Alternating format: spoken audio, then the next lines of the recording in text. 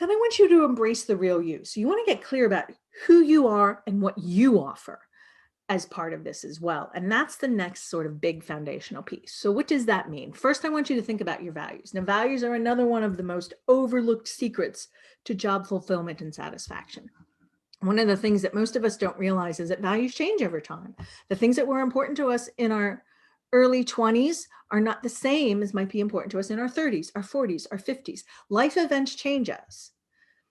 Births, deaths, marriage, divorce, pandemic, major life events change us and they impact our values. So you need to know what your values are today, what's important to you today. And the key with values is compatibility is key. So if you think of values as the principles, beliefs, and kind of attitudes that guide our decisions and our actions and behaviors, you want to make sure that what's important to you is not in conflict with the organization or the position that you hold.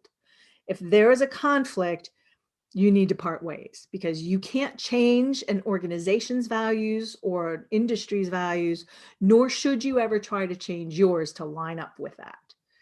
So knowing what your values are is crucial. Then I want you to think about leveraging your strengths.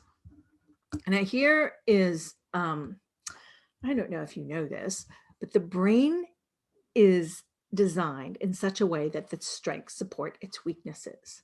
I learned this, early, right after I launched my business, actually, not long after 2007.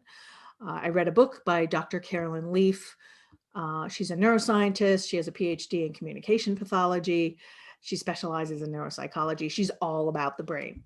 And in her book, she told a story about a study that revealed that essentially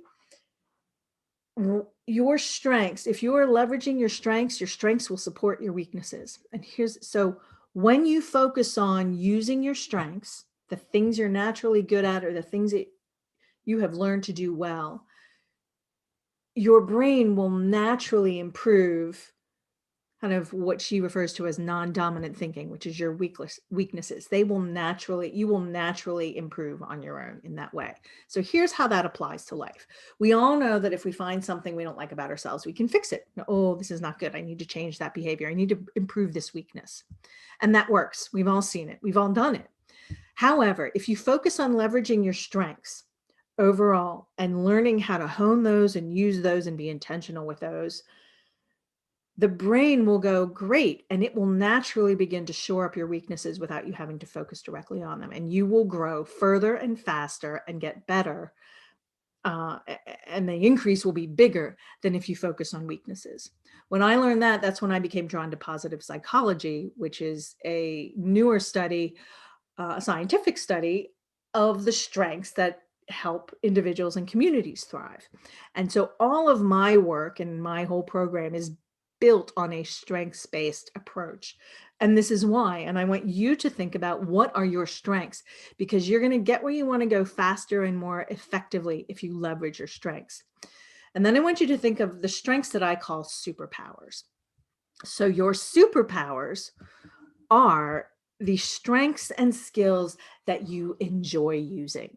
So if you take the overall set of things that you do well and you can hone in on the stuff that you really enjoy, those are your superpowers. Those are the things you need to know. You need to know how to speak to, and you need to know how to use on demand. Those are the things that are going to help you identify and be really clear about where you're a good fit and what you offer in that role. And these are the things that you're going to be able to leverage to find a perfect fit job for you and leverage into a leadership role that really suits you and allows you to thrive.